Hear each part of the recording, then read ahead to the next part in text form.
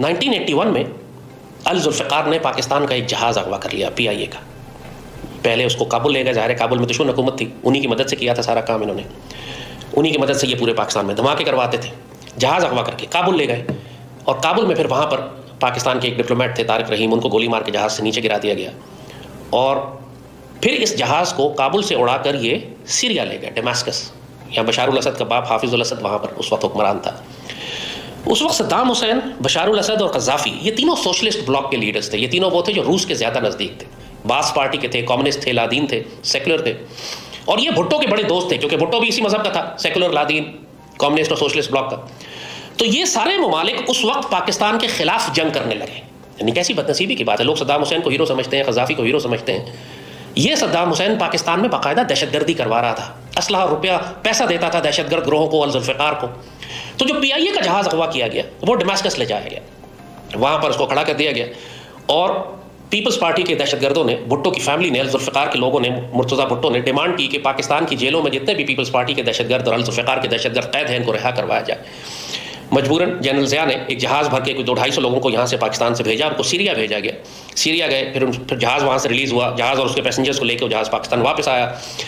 200-250 الذوالفقار کے دہشت گرد پاکستان سے رہا کیے گئے، وہ سیریا چلے گئے، ملک سے باہر ہی رہے جب تک جنرل ضیاء زندہ رہے. جنرل ضیاء کے بعد جب بے نظیر کی حکومت آئی تو یہ لوگ واپس آ گئے پاکستان میں. اور بد نصیبی کی بات ہے کہ آج بھی پاکستان کے بڑے بڑے حکومتی عہدوں میں آپ کو وہ الذوالفقار کے دہشت گرد ملتے ہیں جو جہاز اغوا ہونے کے بعد جن کو ملک سے باہر بھیجا گیا تھا.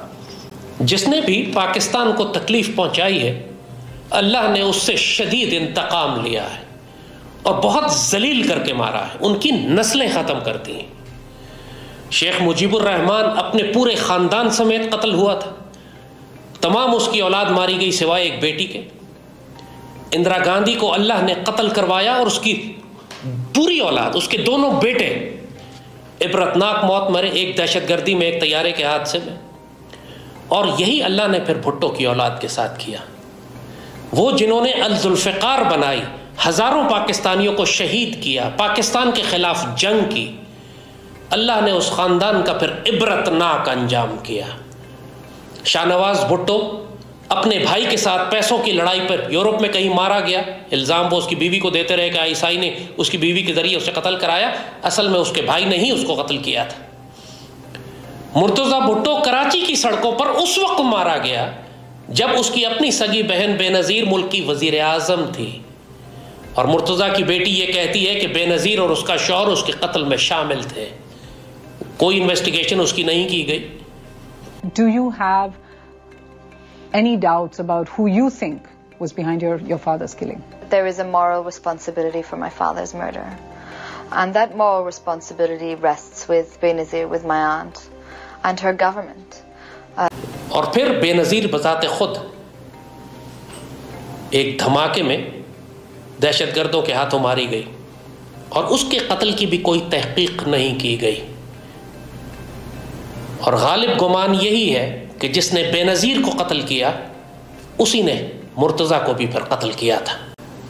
ان کی ماں نصرت بھٹو جو اپنے دہشت گرد بیٹوں کی حمایت کرتی رہی، دبئی میں پاگل خانے میں پاگل ہو کر کسی گھر میں ماری گئی اور کسی نے اس کی قبر اور لاش بھی نہیں دیکھی. اس خاندان کے ساتھ عبرتناک انجام ہوا. ذوالفقار علی بھٹو کی پوری نسل ختم ہو گئی. اس کا جو اصل پوتا ہے ذوالفقار علی بھٹو، وہ ہجڑا بن گیا، ہم جنس پرست بن گیا، یورپ میں ننگا ناشتہ پھرتا ہے، اور اب اس کا نام بھی ذوالفقار علی بھٹو ہے. عبرت کا مقام بنا دیا اللہ نے اس کو. السلام علیکم، میرا نام ذوالفقار علی بھٹو ہے. میں آرٹسٹ ہوں، ویژول آرٹسٹ ہوں، اور میں امریکہ میں رہتا ہوں. اس وقت جو شخص اپنے آپ کو بھٹو کہتا پھرتا ہے وہ بھٹو نہیں ہے، وہ زرداری کا بیٹا ہے. بھٹو کی نسل کو اللہ نے کاٹ دیا. میرا پختہ یقین ہے کہ جو کچھ صدام حسین کے ساتھ یا آج بشار الاسد کے باپ حافظ الاسد کے ساتھ اور بشار الاسد کے ساتھ ہو رہا ہے اور قذافی کے ساتھ ہوا، یہ ان کے اس گناہوں کا نتیجہ ہے کہ جو انہوں نے پاکستان کے خلاف کیے. کراچی میں ایک پاک لیبیا ہولڈنگ کمپنی تھی جس کا ایک ڈائریکٹر تھا، عمار اس کا نام تھا، اور وہ پورے کراچی اور سندھ میں لوگوں کے سر کچلا کرتا تھا ہتھوڑے سے. کروایا کرتا تھا یہ کام. ہتھوڑا گروپ بہت مشہور تھا, آپ اگر گوگل کر کے دیکھیں تاریخ میں آپ کو مل جائے گا. ہتھوڑا گروپ تھا پاکستان میں, سڑکوں پہ سوئے ہوئے لوگ ان کے سر کچل کے ان کو مار دیا جاتا تھا کہ دہشت گردی پھیلانی تھی. اس کو گرفتار کیا گیا, ملک سے نکالا گیا. یہ سب کچھ قذافی کروا رہا تھا بھٹو کی محبت میں. تو ایک جانب تو یہ خوفناک دہشت گردی جو الذوالفقار کی جانب سے ہو رہی ہے, اور اس کی پشت پہ پوری طرح بھارتی انٹیلیجنس بھی تھی, سوویٹ KGB بھی تھی, افغان خاد بھی تھی, عراقی انٹیلیجنس تھی, سیرین انٹیلیجنس تھی, لیبین انٹیلیجنس تھی. اس دہشت گردی کو سنبھالنا تھا پاکستان میں. اسی الذوالفقار نے پھر پورے سندھ میں ایک بغاوت برپا کر دی جس کو MRD کا نام دیا گیا, movement for restoration of democracy 80s کی. پورے سندھ میں جس طرح کچے کے ڈاکو آج آپ دیکھتے ہیں جنہوں نے تباہی مچائی ہوئی ہے, پورے سندھ میں قتل و غارت تھی. سڑکیں بلاک کی جا رہی تھیں, ریل کی پٹڑیاں اکھاڑی جا رہی تھی, سرکاری املاک پر حملے کیے جا رہے تھے. اس